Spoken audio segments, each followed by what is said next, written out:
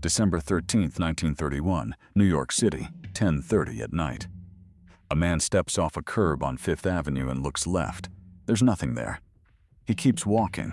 He doesn't know that in the United States, traffic comes from the right. A car hits him at 35 miles per hour. The impact is, in his own words, indescribably violent. He goes down. Hard, the road is wet. People start screaming. Someone shouts, "A man has been killed." That man is Winston Churchill. And nobody, not him, not the driver, not the crowd gathering on Fifth Avenue, nobody understands yet what almost just happened to the world. This is almost history. This is almost history. Let's go back to the beginning. Not the beginning of the war, not the beginning of Churchill's legend, the beginning of that night. Churchill is 57 years old in December 1931. He is in New York on a lecture tour, trying to make money, real money, because he lost a fortune in the 1929 stock market crash and he needs to rebuild. The lectures are on the pathway of the English-speaking peoples. He's charging good fees, he's working hard. He is also, and this matters nobody, not politically, not anymore. In 1928, Churchill was Chancellor of the Exchequer, powerful, respected. Leadership of the Conservative Party seemed within reach. Then the Conservatives lost the election. And when a new national government was formed in 1931, Churchill was not invited to join it. He was left out completely. His own party didn't want him. Historians call this period his wilderness years. He spent them writing books, giving speeches nobody was acting on, warning about a German rearmament that the political establishment refused to take seriously. In December 1931, Winston Churchill is a brilliant, difficult, out-of-fashion politician with expensive habits and a shrinking bank account. He is exactly 9 years away from saving Western civilization. But right now he's in a taxi, trying to find his friend's house. The friend is Bernard Baruch, American financier, advisor to presidents, one of the most powerful men in New York. Churchill has been to his house before, on his 1929 visit. He's sure he'll recognize it. He doesn't. The cab drives up and down Fifth Avenue for nearly an hour. Nothing looks familiar. Churchill grows impatient, a man not known for his patience under the best of circumstances. He pays the driver somewhere between 76th and 77th Streets and gets out. He'll walk along the row of houses until he finds the right one. He crosses to the middle of the avenue, looks left. Nothing coming. Takes another step, looks left again. That second look to the left is the moment, because in Britain, you look left. Traffic comes from the right. It's in your bones after 5 decades of walking British streets. Your body knows it without thinking. In America, traffic comes from the left. Mario Contasino, unemployed mechanic from Yonkers, driving a medium-sized automobile, is doing absolutely nothing wrong. He's on his correct side of the road. He's moving at a reasonable speed, 30 to 35 miles per hour, on a wet December night. He's not speeding. He's not distracted. He just suddenly has a man in front of him. He slams the brakes. He doesn't have time. The car hits Churchill full on. Churchill himself described what happened next with the kind of precision that only a man who has spent 50 years writing prose can manage. He wrote about seeing the lights of the car. The moment of understanding, I am going to be run down and probably killed, the impact. Wave after wave of what he called convulsive, painful sensations. He didn't lose consciousness. He lay on the road, aware of everything. The wet pavement, the crowd forming, the traffic banking up on both sides, the sound of people running. A policeman came. Churchill told him who he was. And then, even then, lying broken on Fifth Avenue, he said, I am entirely to blame. It is all my own fault. Not the driver. Never the driver. He was amazed, he later wrote, that he had not been squashed like a gooseberry. His friend Professor Lindemann later calculated the physics of it. The impact was equivalent to falling 30 feet onto pavement. Churchill had cracked ribs, bruised chest, arm, leg, a gash on his forehead that needed sutures, a concussion. He developed pleurisy in hospital, inflammation above the lungs. He spent 8 days at Lenox Hill Hospital. He was lucky to be alive, and the world had absolutely no idea. Now let's talk about what almost didn't exist. May 10th, 1940. Germany has invaded France and the Low Countries. The Blitzkrieg is moving faster than anyone thought possible. The British Expeditionary Force is being pushed toward the coast. Paris will fall in 5 weeks. Neville Chamberlain, the British Prime Minister, is finished.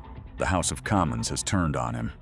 He has to go. 2 men are considered to replace him. The first is Winston Churchill, First Lord of the Admiralty, vocal opponent of appeasement since the mid-1930s, widely seen as too erratic, too impulsive, too much of a gambler. The Gallipoli disaster of 1915 follows him everywhere. Much of the conservative establishment doesn't trust him. The second is Lord Halifax, Foreign Secretary, steady, aristocratic, respected on all sides. King George VI prefers him. Most of the Conservative Party prefers him. He is the safe choice. The establishment choice. Halifax says no. Why he declined has been debated ever since. Some historians say he genuinely didn't think he could run a wartime government effectively from the House of Lords. Others suggest he understood with unusual clarity how bad the situation really was and had no desire to be the man who presided over Britain's defeat. Whatever the reason, Halifax steps aside.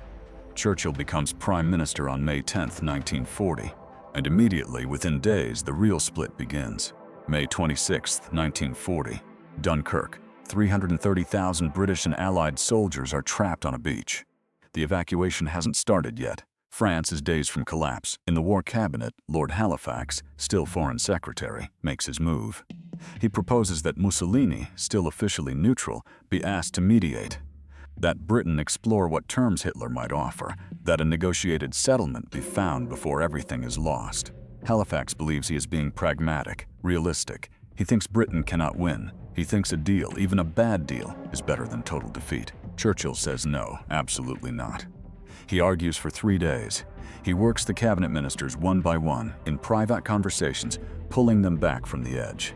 He tells the full cabinet, not just the inner war cabinet, what is at stake. He says, in words that have echoed for 80 years, if this Long Island story of ours is to end at last, let it end only when each one of us lies choking in his own blood upon the ground. The cabinet erupts in approval. Halifax loses. Dunkirk happens. 338,000 soldiers come home. The war continues. Without that moment, without Churchill in that room, on those 3 days in May 1940, Britain almost certainly seeks terms. And if Britain seeks terms, everything changes. Here is what the world looks like without Churchill. Halifax becomes Prime Minister, or remains as the dominant voice in whatever government forms. He has already, as Foreign Secretary, suggested he's open to mediation. Hitler is ready.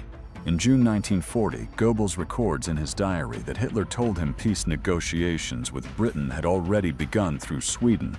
A Halifax-led Britain doesn't need much pushing. The deal, most historians agree, would look something like this. Britain keeps its empire, keeps its navy, stays technically sovereign, but accepts German dominance of continental Europe. Hitler gets what he came for in the West. He turns east. Without Britain in the fight, the United States has no base of operations in Europe, no staging ground, no justification for the massive military buildup that FDR is already preparing. There is no D-Day. There is no liberation of France. There is no second front. The Soviet Union fights Germany alone. Whether it survives is genuinely uncertain. Stalin's purges have destroyed much of his officer corps. The early German advances are catastrophic even with Britain fighting. Without Britain, without Lend-Lease supplies, without the Mediterranean campaign drawing German resources, without the Allied threat in the West, the math gets very different. The Holocaust continues uninterrupted. No Allied armies pushing west. No liberation of the camps in 1944 and 1945. The systematic murder of 6 million Jews completes itself in silence. And whatever Europe looks like when the dust settles, whether Germany wins outright or exhausts itself against the Soviets, it is not the Europe that was built after 1945. No Marshall Plan, no NATO. No European integration, no decades of unprecedented peace and prosperity on the continent. One wrong glance on a wet street in December 1931. That's the distance between these two worlds. Churchill spent 8 days in hospital. He recovered, slowly. He was broke. The lecture tour had been his financial lifeline, so he did what Churchill always did. He wrote about it. Within days of leaving hospital, he dictated an account of the accident and sent it to the Daily Mail. He called it, "My New York Misadventure." He described every detail: the cab ride, the failed search for Baruch's house, the second look to the left, the car, the impact, the road, the crowd. He wrote about Mario Contasino with generosity. made clear the driver was blameless, that he himself had caused the accident. He arranged for Contasino to visit him at the Waldorf Astoria. He served him tea. He gave him a signed copy of one of his books. Mrs. Churchill, hearing that Contasino was unemployed, arranged for him to receive some work. Churchill published the article for the fee. He needed the money. He never described the accident as a close call for history. He didn't think about it that way.